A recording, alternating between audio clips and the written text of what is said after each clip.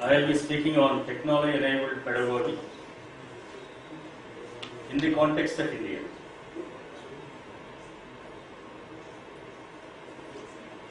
What is pedagogy?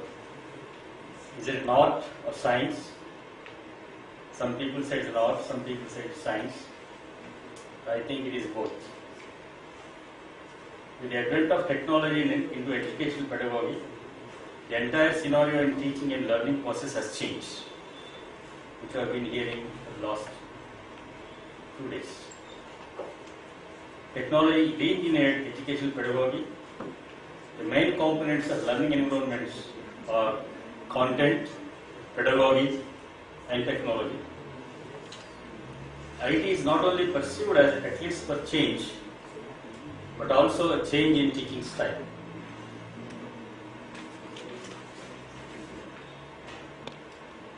And to have IT in any institution, you need these 3-4 facilities: internet infrastructure, intranet infrastructure, information security, and software for academic and administrative purpose.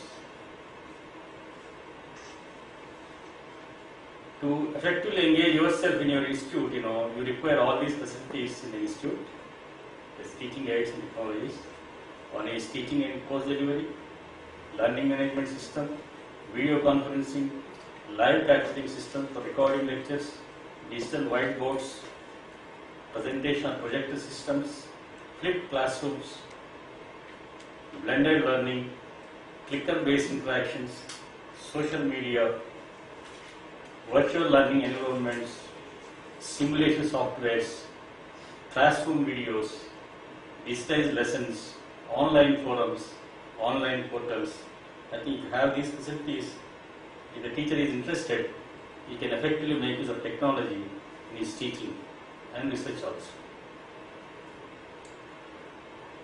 So the context and the case for technology-enabled pedagogy is the higher education system in India faces an unprecedented transformation in the coming decade, driven by economic and demographic change.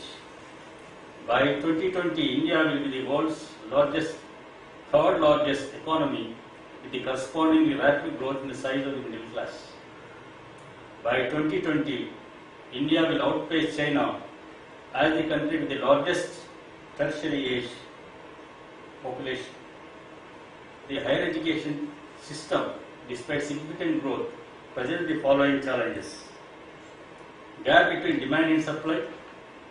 India has a low rate of enrollment in higher education at only 18 to 19% compared with 26% of China and 36% for Brazil.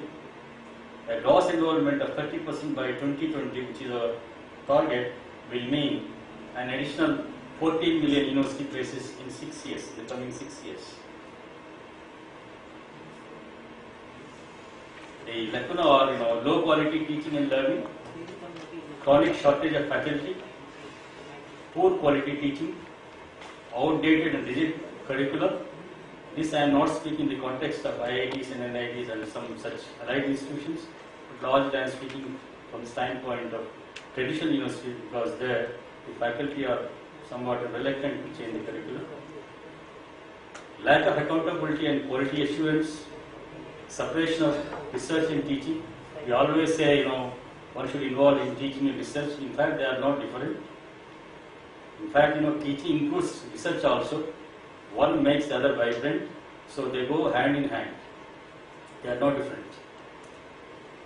Constraints on research capacity and innovation on this. With low levels of PhD enrollment, India does not have enough high quality researchers, because now we don't have PhDs. People start enrolling large number of PhD students and producing PhDs without much quality. Every 3-4 months I conduct interviews in engineering streams.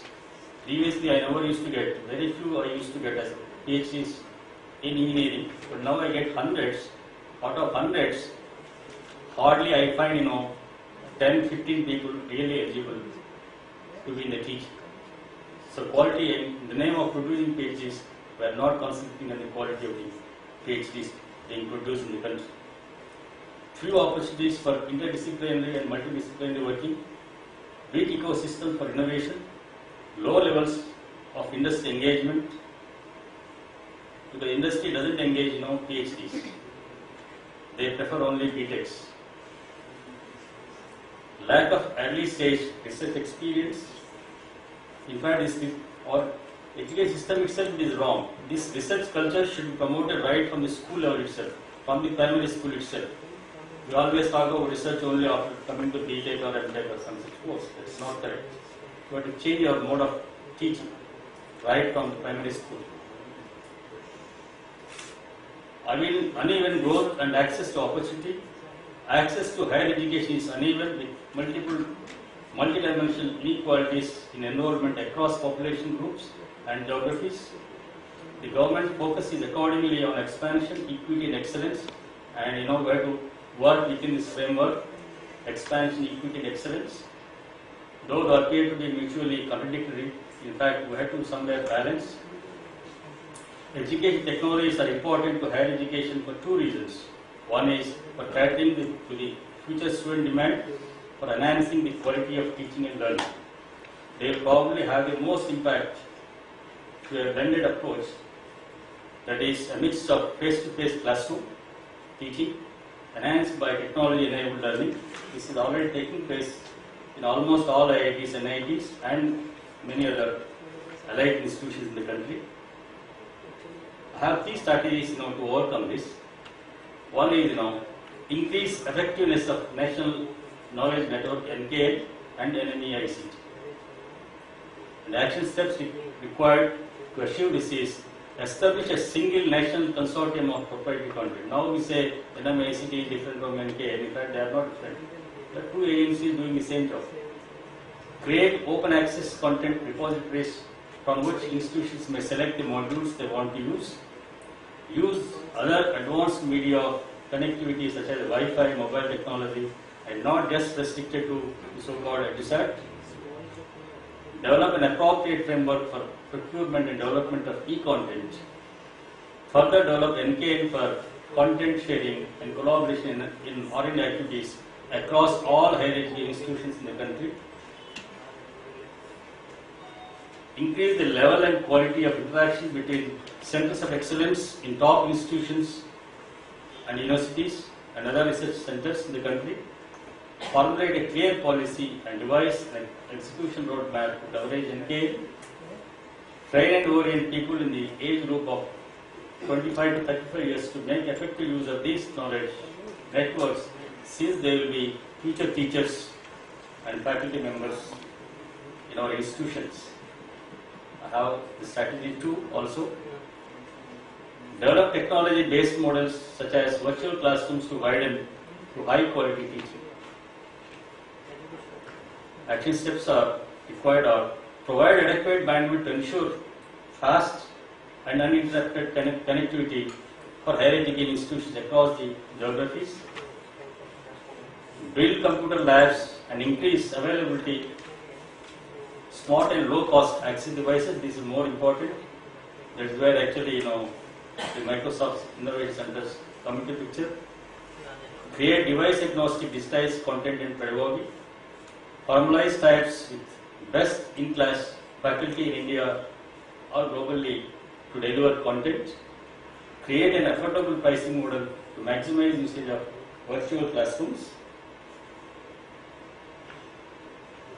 Third strategy I propose is enable low-cost access to high-quality education on mass scale through MOOCs platform. And for this, action steps required are provide adequate bandwidth to ensure fast and uninterrupted connectivity for higher education institutions across the geographies. Develop device-agnostic technology for accessing MOOCs. Encourage institutions providing these courses to offer certifications that are recognized and accepted by the industry to enhance employability of the student, because if somebody registers for some MOOC course, whether it is relevant or not, the institution can certify. And conclusion of my talk is, go for blended, that is conventional teaching plus MOOCs, learning in a big way. And for this, content creation involves domain experts across higher learning institutions to create a repository of online resource. Virtual labs may be expanded to cover more higher education institutions. Already now virtual labs are started. Institutions are using it. Perhaps at least IIT, NIT, they are aware of it. So everybody can make use of this virtual lab. Content dissemination, immediately establish e-learning centers in each institution, including flipped classrooms. This flipped classroom is very, very important. And we should not be see in the name of having flipped classrooms in such an institution, they are making a mockery of it. That should not happen.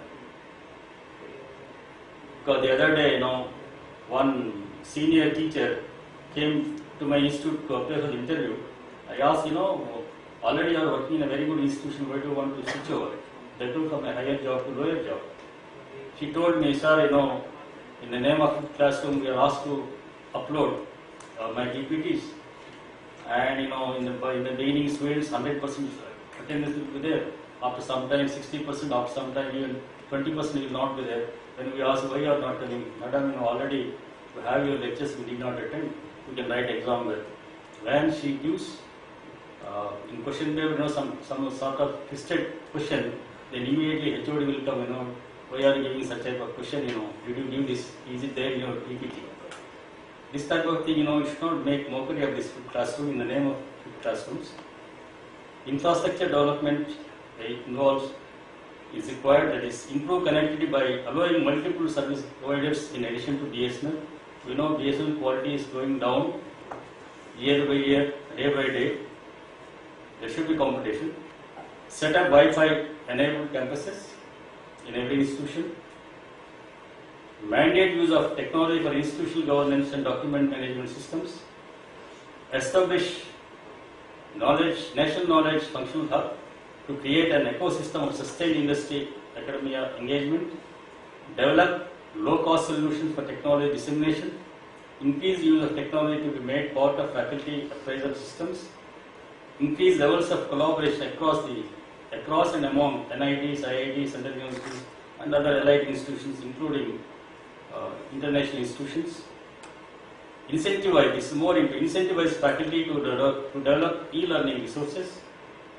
There should be, so always, incentives makes the person to drive. Provide institutional support for all the higher learning institutions in terms of money, material, manpower for development of e-enabled learning. In fact, this was I made this presentation, during a recent directors conference with the President of India in Rashtrapati Bhavan. But all this is only from that. Okay, thank you very much.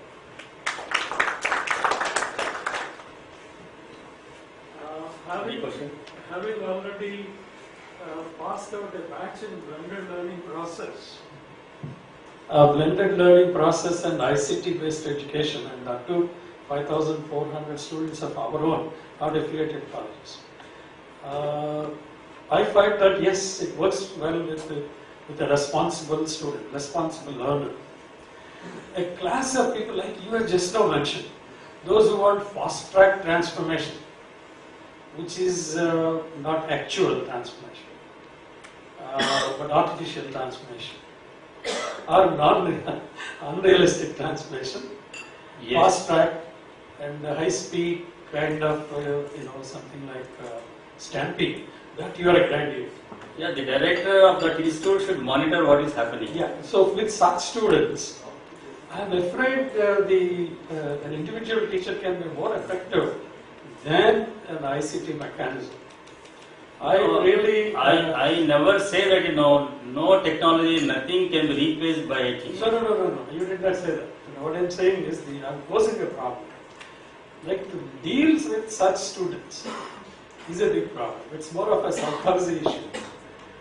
You have to go through you have to through your trial and error method, through your experience. You have to there is no hard and fast solution for this. That is not there in ICT. Yeah, no, it's not there. But ICT plus classroom very much required. Very much required. Yes. But that's the problem. No, technology only enables effective delivery. It cannot replace the teacher. So, Never. I endorse the fact that both of you are saying. It would never so happen that we will be in a position to, discard human resource from teaching and learning. A teacher needs to be there in the center. I mean, yesterday, sir, I think we extend that discussion since after my presentation you had put up some comments. Majority of your presentation I missed, but I got the gist of what you were saying, sir. But, teaching and learning would always be a man and machine combination. It can never be replaced by technology in any way. And as you rightly said, it needs to be regulated at every step, and only then it will have its results. Yes. Yeah, actually, this is more or less clear that technology is an aid, should be used effectively. And the question is about not so responsible learners, but still joining a degree program and likes to get a degree. And how to deal with it. Sometimes, they expect that we should post degrees at their home. Any other question? Outsource learning. Thank you.